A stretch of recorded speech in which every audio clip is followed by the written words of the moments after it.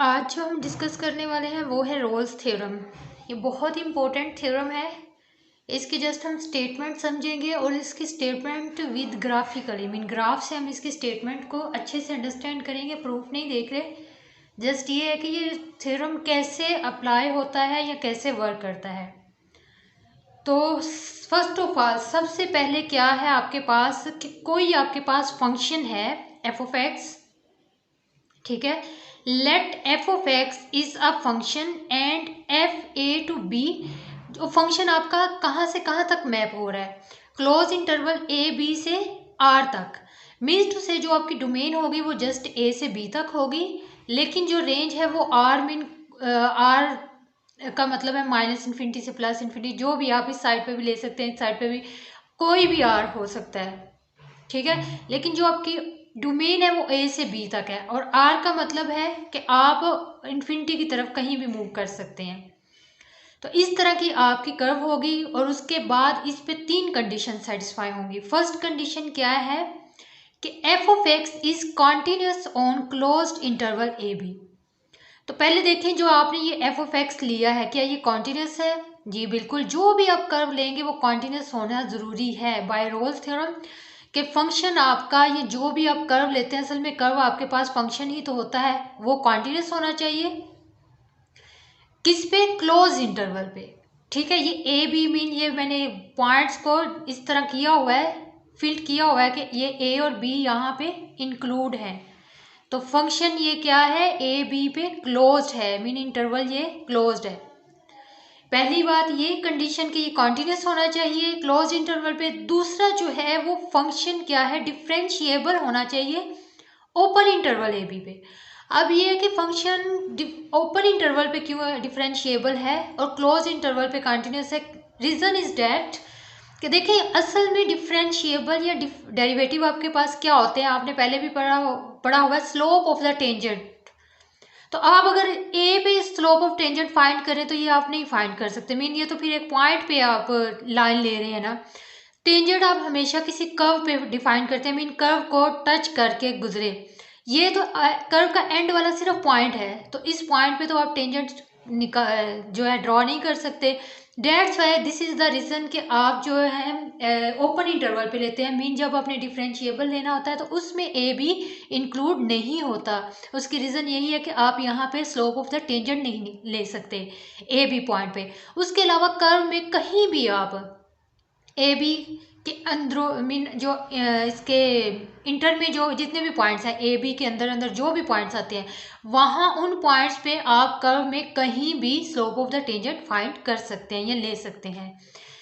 ये बात होनी चाहिए, बात है मीन डिफरेंशिएबल होना चाहिए ओपन इंटरवल पे। और थर्ड जो कंडीशन है वो मस्ट होना चाहिए f of a is equal to f of b. अब एफ ऑफ ए क्या है आपको पता है, जब ये एक्स एक्सिस पे ए है तो इस पे जब फंक्शन अप्लाई करेंगे तो एफ ऑफ ए मीन आप इसे वाई भी कह सकते हैं, वाई वन वाई टू आपने पहले भी पढ़ा हुआ है फंक्शन में।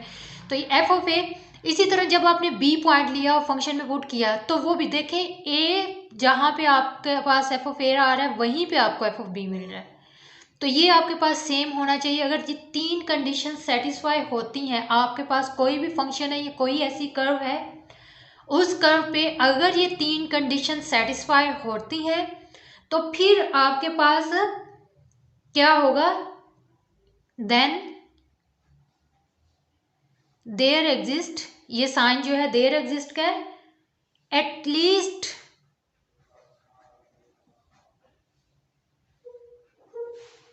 वन पॉइंट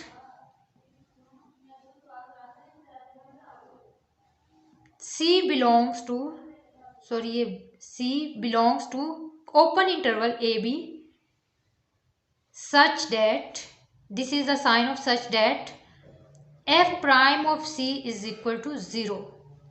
मीन अगर ये तीन कंडीशन सेटिस्फाइड होती हैं, पहले तो सबसे पहले आपको ये तीन कंडीशंस देखनी होती हैं। अगर ये तीनों कंडीशन सेटिस्फाई होती हैं तो फिर हम कह सकते हैं एक ऐसा पॉइंट सी आपके पास एग्जिस्ट करता है उस ओपन इंटरवल ए बी में कि सच डैट जब उस पॉइंट पे आप फंक्शन का डेरिवेटिव लेते हैं तो वो इक्वल टू 0 हो जाता है। वो इक्वल टू 0 कैसे होता है, अब जैसे कि देखें इसमें भी रीज़न वही है कि आपने जो सी लिया है वो ओपन इंटरवल मीन वो एंड वाला पॉइंट आप नहीं ले सकते। ओपन इंटरवल यहाँ पे जहाँ पे भी आप सी लेंगे तो, लेकिन आपने वो सी इस तरह से लेना है कि उसका जब आप डेरिवेटिव ले mean slope of tangent find करें तो इक्वल टू 0 आ जाए। और slope of tangent equal to 0 कब आएगी? जब वो एक्स एक्सिस के पैरेलल हो जाएगी।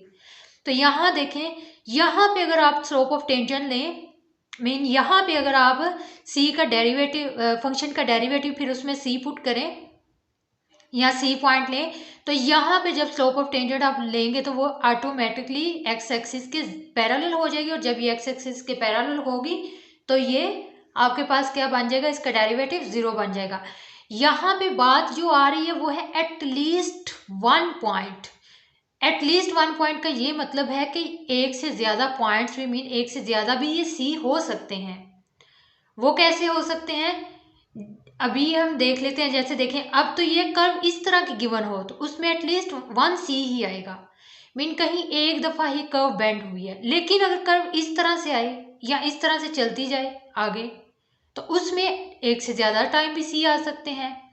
देख लेते हैं इसमें कैसे आएंगे। इसमें पहली कंडीशन तो वो ही है कि आपके पास फर्स्ट कंडीशन है कॉन्टिन्यूस होनी चाहिए कर्व, तो ये कॉन्टिन्यूस है on close interval A B. तो मीन ये आपने ए और बी वाला पॉइंट इसमें शामिल कर लिया।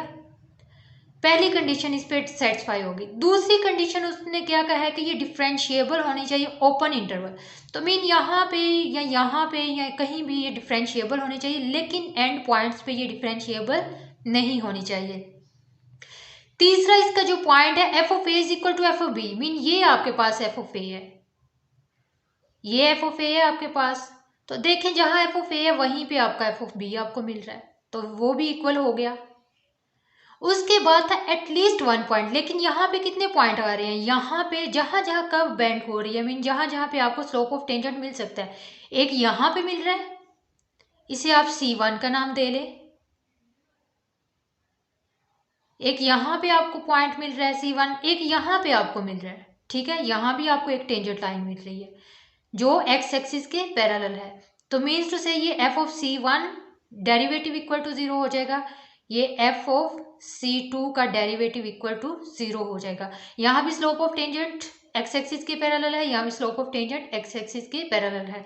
इसी तरह अगर कर्व को आगे लेते जाएं, यहाँ पे अगेन आपके पास अगर कर्व में एक आपके आए तो जहां जहां आपकी कर्व बेंड होगी वहां वहां पे ये क्या होगा? आपके पास इसके पॉइंट्स एग्जिस्ट करेंगे जिसका डेरिवेटिव जो है उस पॉइंट पे इक्वल टू 0 होगा।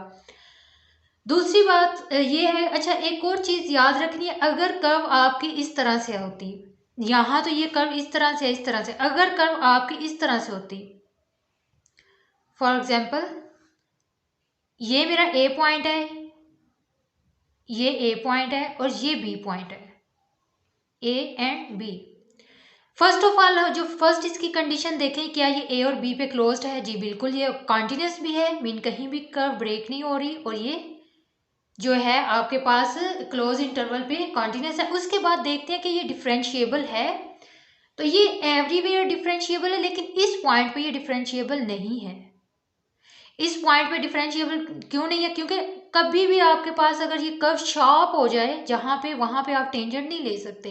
टेंजेंट हमेशा आप कर्व की इस तरह से ले सकते हैं, ऐसी जगह पे जहाँ कर्व को ये टच करके गुजरे, यहाँ पे फिर वही पॉइंट बन जाएगा। तो इस तरह जहाँ भी कर्व आपकी शार्प होती है वहाँ आप टेंजेंट नहीं ड्रा कर सकते। जैसे कि आपने एक्स मार्ट का एक पढ़ा था, वहाँ पे आपने देखा था, वो उसकी रीज़न यही थी कि ये वहाँ से शार्प जो है आगे जाना शुरू हो गया था, कर्व शार्पली यहाँ से इंक्रीज हुई थी।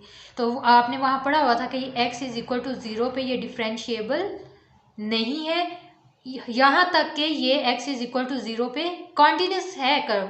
तो इसलिए अगर आपके पास कर्व इस तरह की आए तो भी, या फंक्शन इस तरह का हो, तो वो कॉन्टिन्यूस तो होगा लेकिन वो डिफरेंशिएबल नहीं होगा। और अगर डिफरेंशिएबल नहीं है, क्योंकि डिफरेंशिएबल हमने किस पे लेना है? Open interval A B. तो ओपन इंटरवल में ए भी इंक्लूड नहीं होगा, बाकी उसके अंदर वाले जितने भी पॉइंट्स हैं वो इंक्लूड होने चाहिए।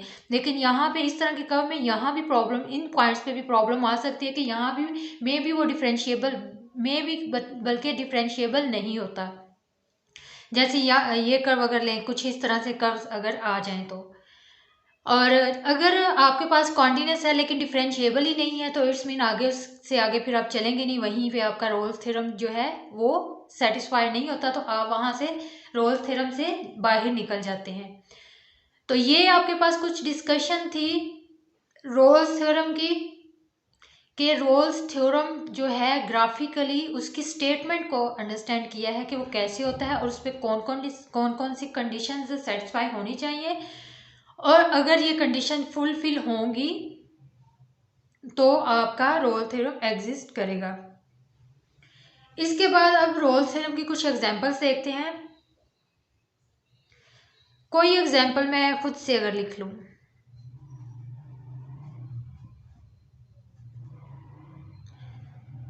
मैंने कोई एग्जांपल ले लिया एफ ऑफ एक्स, कोई एक पॉलिनोमियल मैंने ले लिया है, फॉर एग्जांपल मैं ले लेती हूँ 3x² minus 4x plus 5। First of all तो मुझे फर्स्ट कंडीशन जो इसकी देखनी है वो ये देखनी है कि क्या ये मेरे पास कॉन्टिन्यूस है ऑन क्लोज इंटरवल, और इंटरवल इसमें मैं ले लेती हूँ फॉर एग्जांपल -2 से 4। तो फर्स्ट ऑफ ऑल मैंने ये देखना है कि ये -2 से 4 तक कॉन्टिन्यूस है, तो पहली कंडीशन मैं चेक कर लेती हूँ। कॉन्टिन्यूस देखने की क्या मेथड है, एक तो ये मैंने आपको ग्राफिकली कंटिन्यूस फंक्शन देखना बताया हुआ है कि जहाँ पे फंक्शन ग्राफ जो है आपका ब्रेक नहीं होता, वहाँ पे भी आप देख सकते हैं फंक्शन कंटिन्यूस है। दूसरी रीज़न आपके पास ये होती है हर पॉलिनोमियल फंक्शन कंटिन्यूस होता है, तो क्या ये पॉलिनोमियल है? जी ये बिल्कुल पॉलिनोमियल है। तो यहाँ आप इसको देखें ना, अगर पॉलिनोमियल है तो आप लिख सकते हैं एवरी, सिंस लिखें, सिंस एवरी पॉलिनोमियल फंक्शन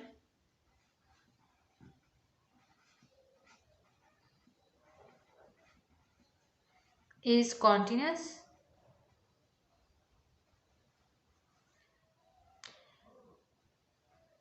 तो फिर आप लिख सकते हैं, ठीक है। सो ये जो आपके पास एफ ऑफ एक्स है वो आपके पास पॉलिनोमियल है, so f of x is also polynomial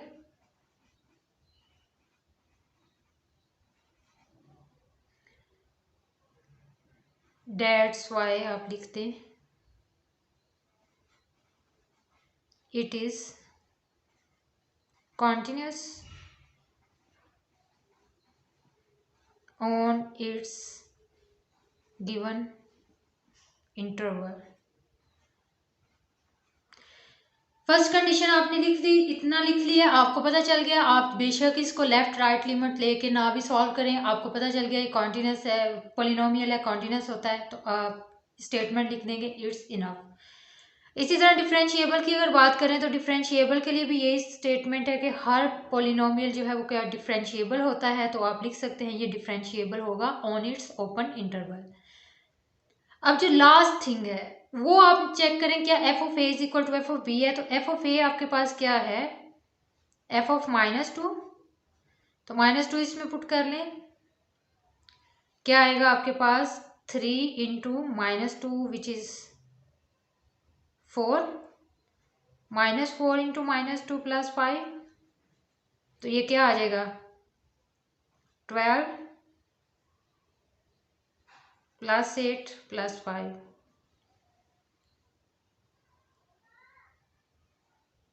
ये आई थिंक आ जाएगा 25। इसी तरह एफ ऑफ 4 देख लें, एफ ऑफ 4 आपके पास आ जाएगा 3 into 16 -4 into 4 plus 5,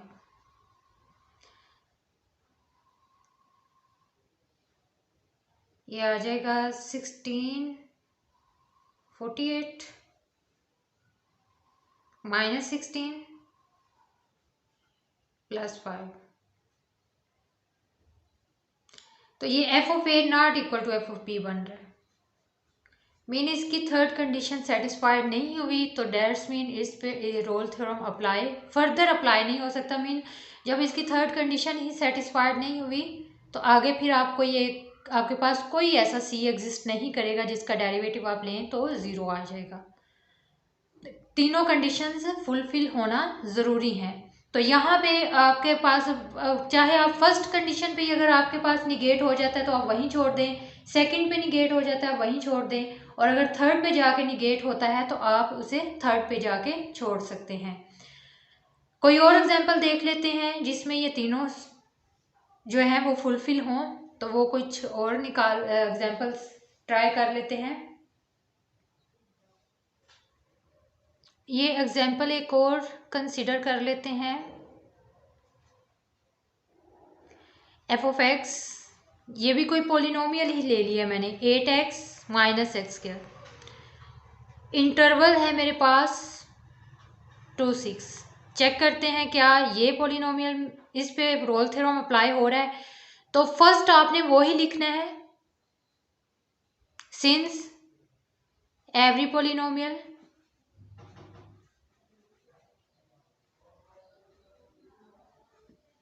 is continuous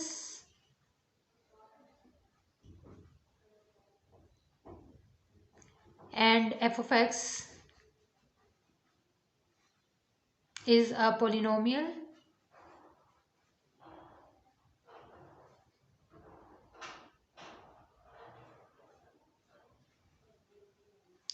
it is continuous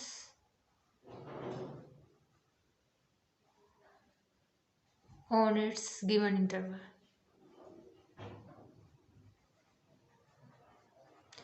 differentiable के लिए भी आप यही लिख देंगे, जस्ट कॉन्टिन्यूस की जगह डिफरेंशिएबल यूज होगा। अब थर्ड जो इसकी है, फर्स्ट और सेकंड आपके पास ये फुलफिल है। अब थर्ड चेक कर लेते हैं again. F of A mean आपने क्या पुट करना है, एफ ऑफ 2, एक्स की जगह आप 2 पुट कर लें तो ये आ जाएगा -4, 16 - 4 which is equal to 12। F of 6 देख लें,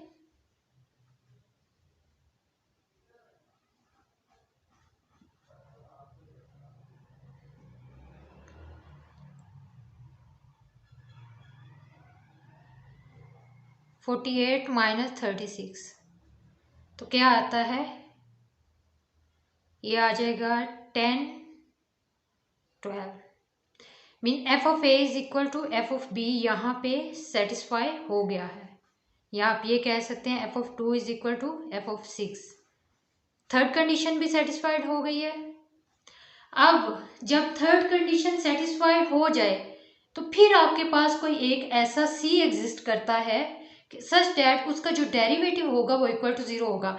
तो मीन फर्स्ट ऑफ ऑल तो आप ले लेते हैं सी, आपका किस में से होता है, open interval A B. Mean ये आपके पास था गिवन इंटरवल, मीन ए 2 6 पे ये कॉन्टिन्यूस था, एंड ओपन इंटरवल 2 6 पे ये डिफरेंशिएबल भी है।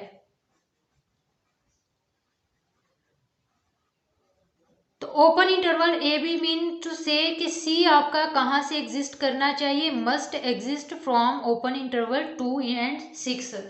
तो हम चेक कर लेते हैं क्या आपका ये जो सी है वो इसमें से एग्जिस्ट करेगा। अगर तो ये इसमें से एग्जिस्ट करेगा तो आपके ये जो सी है वो फाइंड हो जाएगा। तो अब आपने सी निकालना है, तो सी कैसे निकालेंगे, एफ ऑफ सी पहले ले लें। एफ ऑफ सी आपके एफ ऑफ एक्स का डेरिवेटिव लें। एफ ऑफ एक्स आपके पास है 8x माइनस एक्स स्क्वायर, तो इसका डेरिवेटिव आ जाएगा 8 - 2x। अब इसमें ये एफ प्राइम ऑफ एक्स है, f prime of c means x की जगह क्या पुट कर दें, सी पुट कर दें, तो ये आ जाएगा 8 - 2c। और आपको पता है f prime of c is equal to 0 होता है। अगर तीनों कंडीशन सेटिस्फाई हो जाए तो f prime of c is equal to 0 automatically exist कर जाता है। तो मेरा एफ प्राइम ऑफ सी की जगह आप 0 पुट कर दें तो ये आ जाएगा 8 - 2c which is equal to 8 इस साइड पे आ जाएगा, सॉरी 2c को उस साइड पे ले जाएं तो ये आ जाएगा 8 and c is equal to क्या आ जाएगा 4। अब ये देखें c क्या इस इंटरवल से है 2 एंड 6 के दरमियान, तो जी बिल्कुल ये इस इंटरवल में लाई करता है। तो आपके पास ये रोल्स थ्योरम क्या है, सेटिस्फाई हो गया है। मीन रोल्स थ्योरम की सारी जो कंडीशंस हैं वो फुलफिल हो चुकी हैं। तो इस एग्जांपल में आपका रोल्स थ्योरम सेटिस्फाई हो चुका है। तो अगर रोल्स थ्योरम की एग्जाम्पल्स पूछी जाए या उनको कैसे सॉल्व करना होता है, तो ये आप इस तरह से कर सकते हैं। अब ये तो थी सिंपल सिंपल सी एग्जांपल्स। एक तो एग्जांपल दोनों पॉलिनोमियल लिए हैं, एक दफ़ा पॉलिनोमियल पे सेटिस्फाई हुआ है, दूसरी दफ़ा नहीं हुआ। अब कुछ फंक्शंस कॉम्प्लिकेटेड भी हो सकते हैं। फॉर एग्जांपल अगर फंक्शन कुछ इस तरह का है, F of x is equal to x square plus 1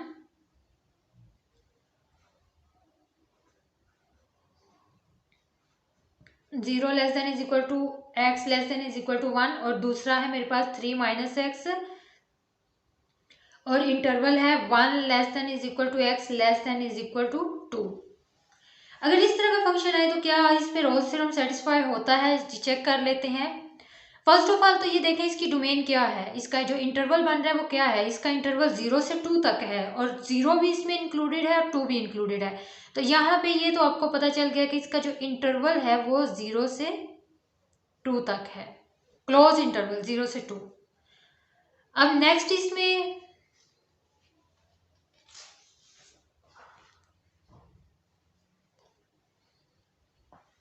x square, जो फंक्शन आपके पास है एक्स स्क्वायर प्लस 1, वो आपका कॉन्टिन्यूस है किस पे, आई मीन उसके लिए जो आपके पास डोमेन या इंटरवल गिवन है वो क्या है, 0 से 1 तक। 0 से 1 तक ये फंक्शन डिफाइन था, और उसके बाद 3 माइनस एक्स के लिए जो फंक्शन डिफाइन था, मीन जो इंटरवल डिफाइन है वो है 1 से 2। तो अगर तो सेपरेटली दोनों की बात की जाए तो ये दोनों फंक्शन कॉन्टिन्यूस भी होंगे, क्योंकि ये दोनों पॉलिनोमियल है, सामने नजर आ रहा है। तो ये अपने गिवन इंटरवल्स पे कॉन्टिन्यूस भी होंगे एंड डिफरेंशिएबल भी होंगे, ऑब्वियसली होंगे पॉलिनोमियल की वजह से। लेकिन हमारे पास फंक्शन एक ही है, इन दोनों को मिला के हमने एक फंक्शन कंसीडर किया हुआ है, मीन ये हमारे पास एक फंक्शन के इक्वल है। तो एक के हिसाब से हमने चेक करना है। तो एक के हिसाब से अगर हम देखेंगे तो कॉन्टिन्यूस तो ये है, डायरेक्टली नजर आ रहा है ये फंक्शन कॉन्टिन्यूस है। क्यों? क्योंकि ये 0 से 1 तक है, जहाँ पे ये क्लोज हो रहा है वहीं से नेक्स्ट स्टार्ट हो रहा है, इसमें ये नहीं है कि 1 इंक्लूड नहीं है। तो यहाँ से देखते ही हमें इसके इंटरवल से पता चल रहा है कॉन्टिन्यूस तो है। अब इसको चेक करने के डिफरेंशिएबल है या नहीं, इसमें थोड़ी कन्फ्यूजन हो सकती है। कि हो सकता है जो आपके पास कर्व बने वो शार्प बन जाए, 1 पे शार्प कर्व बने तो आपके पास वहां पे स्लोप ऑफ टेंजेंट एग्जिस्ट ना करे, क्योंकि हर कॉन्टिन्यूस फंक्शन जरूरी नहीं है वो डिफरेंशिएबल भी हो। तो इसलिए आपके पास कॉन्टिन्यूस और डिफरेंशिएबल चेक करने के मेथड है। मीन कॉन्टिन्यूस फंक्शन को चेक करने के तो कई मेथड हैं, आप उसको ग्राफिकली भी देख सकते हैं। अगर आपको इसका ग्राफ बनाना आसान लगता है तो आप ग्राफ बना के चेक कर सकते हैं, और वहीं से आपको डिफरेंशिएबल भी पता चल जाएगा कि अगर 1 पे आपके पास शार्प आ रहा है, कर्व की शार्पनेस आ रही है, तो वहीं से आपको पता चल जाएगा ये डिफरेंशिएबल है या नहीं।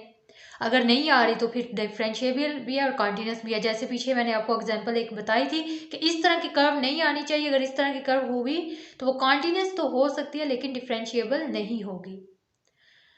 तो अब इसमें जो हमने चीज देखनी है वो ये है, कॉन्टिन्यूस है हमें नजर आ रहा है, लेकिन फिर भी चेक कर लेते हैं। At x is equal to 1 के लिए हमें प्रॉब्लम कर रहा है कि at x is equal to 1 पे ये फंक्शन कॉन्टिन्यूस होगा या नहीं, या डिफरेंशिएबल होगा या नहीं। तो देखने से पता तो चल रहा है कॉन्टिन्यूस है, लेकिन हम चेक कर लेते हैं। हमारे पास जो रूल था left hand limit, left hand limit find करने का, या फिर आपके पास इसे ग्राफिकली भी देख सकते हैं। लेफ्ट हैंड लिमिट फाइंड कर लें अगर, तो 1 के लिए हमने चेक करना है। फंक्शन की स्टेटमेंट जो है वो मैं सामने रखती हूँ अगेन। 1 के लिए चेक करना है तो 1 लेस देन इक्वल टू किसके लिए, एक्स के प्लस 1। तो मीन लेफ्ट हैंड के लिए फिर आप ये वाला फंक्शन यूज करेंगे, तो ये आपके पास आ जाएगी लिमिट, किसके लिए चेक कर रहे हैं, 1 के लिए, तो x approaches to 1 x square plus 1। Limit put कर दें तो ये आ जाएगा 1 plus 1 which is equal to 2। इसी तरह राइट हैंड लिमिट में देख लें, limit x approaches to plus 1।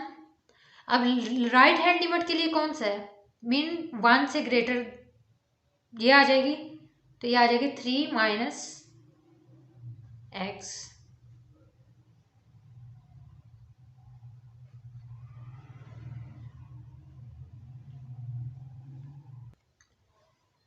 तो इसमें लिमिट पुट करें तो ये आ जाएगा 3 minus 1 which is equal to 2।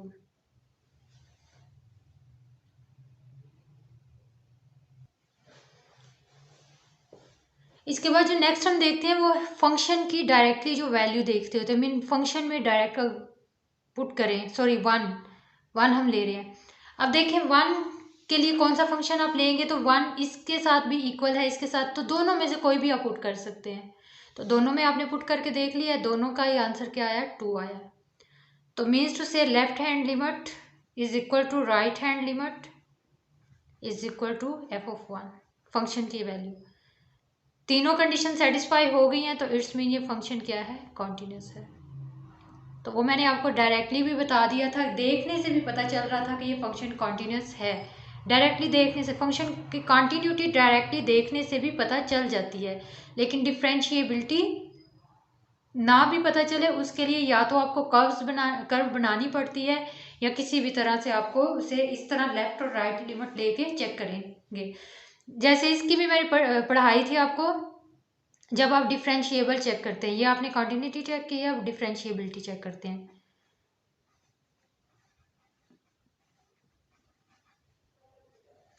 Differentiability कैसे देखेंगे आप,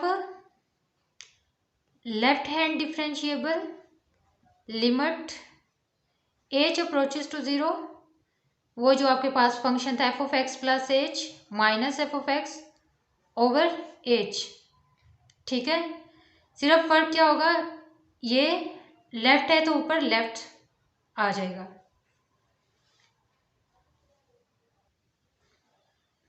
तो इसको सिंप्लीफाई कर लें, यहाँ x आप क्या ले रहे हैं, limit h approaches to 0, f आप ले रहे हैं 1 plus h minus f(1) over h। अब जो आपके पास फंक्शन है, आप बात कर रही है लेफ्ट हैंड की, ठीक है। तो जो लेफ्ट हैंड है 1 के लिए वो कौन सी बन रही है, ये वाली बन रही है, ये वाला फंक्शन बन रहा है x² प्लस 1 वाला, ठीक है। तो इसमें आपने क्या करना है, इसमें आप पुट कर दें x की जगह पे पहले ये 1 प्लस h का स्क्वायर प्लस 1, तो ये आ जाएगा आपके पास f(1) प्लस h में जब इसे चेंज करेंगे तो ये आ जाएगा limit h approaches to 0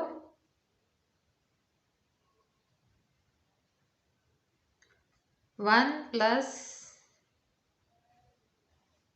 h का स्क्वायर प्लस 1 और माइनस f(1), मीन अब इसमें आपने इसी फंक्शन में आपने 1 अगर पुट किया तो वो 1 प्लस 1 आया ओवर h,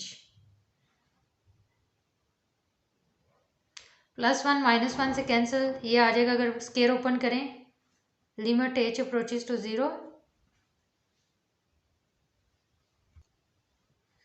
सॉरी ये माइनस f(1) था तो 1, ये भी -1 होगा, -1। तो ये आपके पास आ जाएगा, जब इसकी भी लिमिट ओपन करेंगे तो फर्स्ट का स्क्वायर प्लस सेकंड का स्क्वायर प्लस 2h, और ये -1 एक यहाँ से बचा था ओवर h, तो ये 1 -1 से भी कैंसिल, बाकी ये स्क्वायर प्लस 2h, तो यहाँ से h कॉमन लें अगर, तो limit h approaches to 0, h common लिया तो आ जाएगा h प्लस 2 ओवर h से कैंसिल। अब h अप्रोचेस टू 0 पुट करें तो ये आ जाएगा 2, ठीक है। यहाँ पे आपके पास जो आया है वो क्या आया है, 2 आया। अब ये लेफ्ट हैंड लिमिट थी, राइट हैंड लिमिट के लिए चेक कर लें, सो राइट हैंड डेरिवेटिव के लिए तो आ जाएगा limit h approaches to 0, similarly f(1) plus h minus f(1) over h, लेकिन ये है कि अब आपने जो f(1) प्लस h है वो किस में पुट करना है, इसमें। तो यहाँ पे first of all 1 plus h इसको बनाए तो ये आ जाएगा आपके पास limit h approaches to 0, 3 minus x की जगह आपने क्या पुट करना है, 1 प्लस h माइनस, अब f(1) मीन इसमें फंक्शन में f(1) पुट करें तो ये आ जाएगा 3 -1 -3, और -1 तो माइनस माइनस प्लस हो जाएगा ओवर h,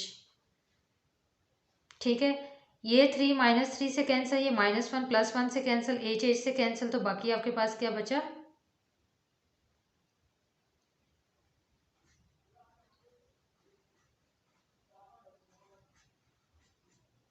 1। तो इसकी जो आउटपुट थी वो 2 आई थी, इसकी आउटपुट 1 आ गई है। तो क्या ये सेटिस्फाई हो रहा है? नहीं, ये लेफ्ट हैंड लिमिट और आ गई है, राइट हैंड डेरिवेटिव और आ गया। तो मीन्स टू से right hand and left hand derivative same नहीं आए, तो ये फंक्शन जो है वो डिफरेंशिएबल नहीं है, not differentiable eight open interval 0 से 2। मीन 1 के लिए ये डिफरेंशिएबल नहीं है, या आप ये लिख सकते हैं at x is equal to 1। तो ये पूरे में से किसी एक पे भी ये डिफरेंशिएबल नहीं था, तो इट्स मीन इस पे रोल्स थ्योरम अप्लाई नहीं हो सकता। दैट्स वाई यहाँ इस तरह की एग्जांपल्स भी आ सकती हैं रोल्स थ्योरम को चेक करने के लिए, तो उसमें भी आप इसकी तीनों कंडीशंस इस तरह देख सकते हैं।